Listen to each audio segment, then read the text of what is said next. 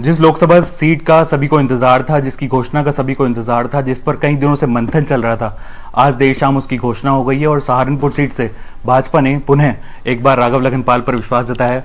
सबसे पहले राघव जी, आपको बहुत बहुत बधाई एक बार दोबारा प्रत्याशी घोषित होने पर। बहुत बहुत धन्यवाद आपका, बहुत धन्यवाद। शुभ होली।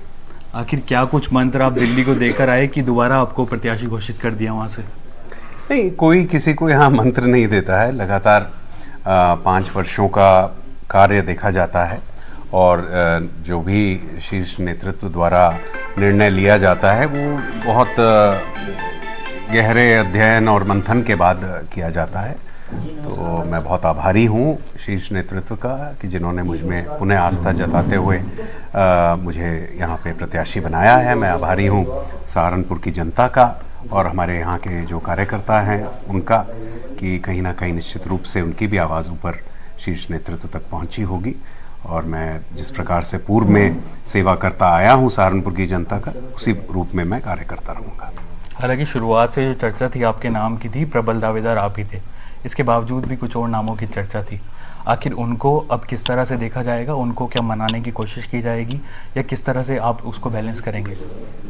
अच्छा, मुझे नहीं मालूम क्या चर्चा। कुछ लोग विरोध कर रहे थे जो दूसरे समाज के लोग थे, ऐसे में कैसे देखते हो? अब उनको कैसे? कोई विरोध क्या नहीं। उनको हमारा तो एक परिवार है, है? भारतीय जनता पार्टी एक परिवार है और यहाँ पर हमेशा एक अपनत्व का भाव रहता है। आपस में प्रतिस्पर्धा हो सकती है कुछ चीज़ों के लिए, लेकिन आपने देखा होगा कि हर चुनाव में वो प्रतिस्पर्धा तब तक रहती है जब तक प्रत्याशी का चयन नहीं होता। प्रत्याशी चयन के बाद सब एक परिवार की तरह कार्य करके और उसको जिताने का एक प्रयास करते हैं। तो उसी रूप में से चुनाव में भी सब कार्य करेंगे। इस बार आपके सामने गठबंधन का प्रत्याशी है, तो उसको कैसे देखते हैं? क्या चुनाव आपको चुनौती मानते हैं इस बार और किस तरह से आपकी तैयारी है? देखिए, मैं आपको बता दूं, हम इस चुनाव को कम से कम 2 लाख या मैं समझता हूं कि ये अंतर लगभग 3 लाख तक भी पहुंच सकता है। तो 2 और 3 लाख के बीच में जो हमारा जीत का मार्जिन होगा वो होगा। अब वो किससे होगा ये तो समय बताएगा। बहरहाल आप ये चुनाव कोई उन प्रत्याशियों या उनके समीकरणों के ऊपर बेस्ड नहीं होगा।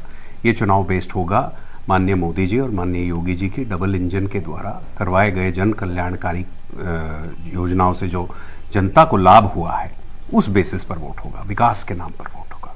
एक बार पुनः आपको प्रत्याशी घोषित होने की बधाई और सिटी वेब से बातचीत करने के लिए आपका बहुत बहुत धन्यवाद। मैं आपका बहुत आभारी हूँ। तो ये थे सहारनपुर से भाजपा के प्रत्याशी राघव लखन पाल शर्मा। आगे चुनाव से जुड़ी हर अपडेट आपको सिटी वेब सहारनपुर देता रहेगा। अभी के लिए इतना ही, धन्यवाद।